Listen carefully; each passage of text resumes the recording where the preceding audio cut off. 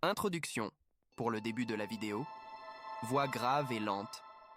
Bienvenue sur notre chaîne. Aujourd'hui, vous allez embarquer pour un voyage dont le billet n'a qu'un aller.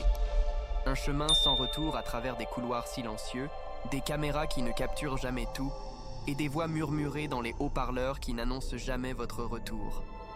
Préparez-vous, car nous allons explorer les cas les plus effrayants et inexplicables de personnes qui ont disparu sans laisser de traces. À l'intérieur des aéroports.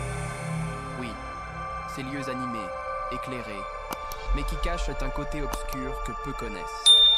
Restez jusqu'à la fin. Et si vous parvenez à dormir après ça, considérez-vous chanceux. Laissez un like, abonnez-vous à la chaîne et activez la cloche. Car ce que vous allez entendre maintenant pourrait bien vous faire réfléchir à 2 fois avant d'attendre votre vol seul, la nuit. Sujet 1. Le cas du vol fantôme, la disparition de Frederick Harper. Partie 1. Un vol qui n'a jamais atterri. Frederick Harper était un Américain de 34 ans, responsable technologique dans une start-up. En 2017, il revenait d'une conférence à Tokyo vers San Francisco. Il avait acheté un billet sur Japan Airlines, vol JL62. Tout semblait normal. Enregistrement effectué, carte d'embarquement émise, message envoyé à ses amis. On se voit à la maison. Mais le vol n'a jamais atterri. Pire encore, le nom de Frederick ne figurait sur aucune liste officielle de passagers. Sa famille a paniqué. Le GPS de son téléphone indiquait qu'il se trouvait encore à l'aéroport international de Narita, 2 heures avant le décollage. Ensuite, plus rien. Pas d'appel, pas de message. Le téléphone ne s'est jamais reconnecté. Les caméras de l'aéroport le montrent marchant vers la porte 35, vers 19h42. Puis soudain, il disparaît. Il se volatilise entre 2 caméras. Aucune image de sortie. Aucune trace. Comme s'il n'avait jamais existé. Partie 2. Les recherches et le désespoir. Dans les jours suivants, les autorités japonaises ont mené des recherches intensives dans le terminal, aux alentours, sur les parkings, dans les salles techniques. Rien. Le plus étrange, le système de contrôle d'accès confirmait que Frederick était bien entré dans la zone d'embarquement avec sa carte. Mais aucun enregistrement de sortie. Ni comme passager, ni comme visiteur, ni même comme personne interdite de vol. Comment quelqu'un peut-il disparaître dans l'un des lieux les plus surveillés au monde? Les chiens renifleurs n'ont trouvé aucune piste. La valise enregistrée?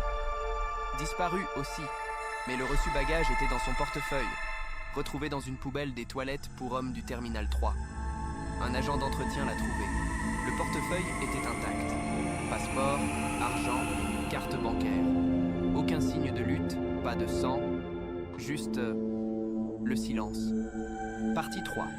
Des théories étranges apparaissent. Internet n'a pas pardonné. Reddit a explosé de théories. Certains disant que Frederick avait été victime d'un trafic humain de haut niveau. D'autres pensaient qu'il était entré accidentellement dans une zone militaire restreinte. Mais une théorie a retenu l'attention.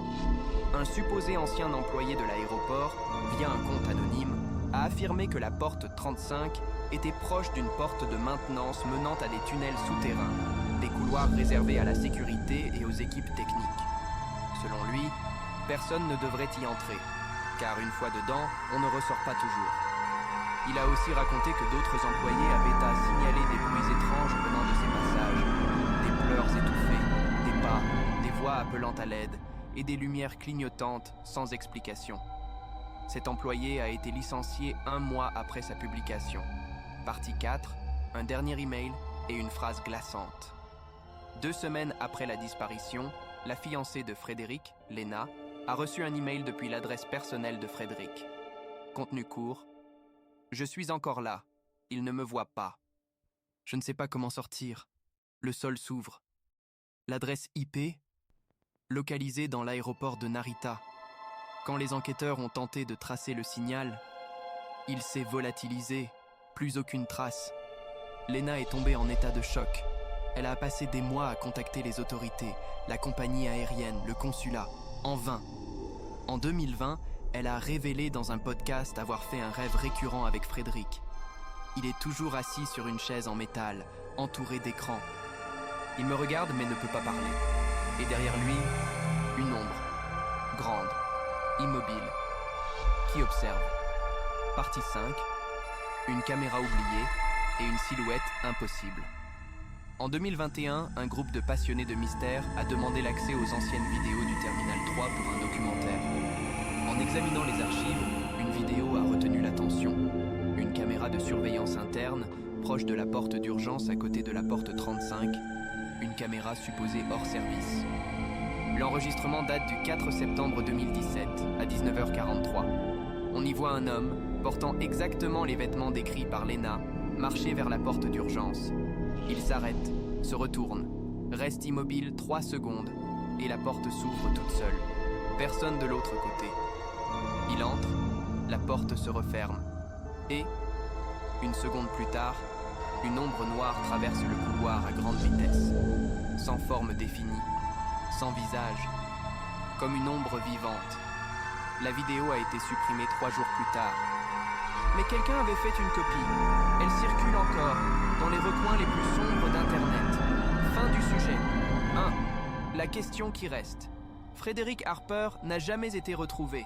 L'affaire est classée. Officiellement, il est considéré comme disparu volontaire. Mais sa fiancée, sa famille et des centaines d'internautes qui ont enquêté eux-mêmes sont convaincus qu'il s'est passé quelque chose de bien plus sombre ce jour-là. Et vous? Croyez-vous que Frédéric est simplement parti, ou que certains aéroports cachent des portes vers des lieux d'où l'on ne revient jamais?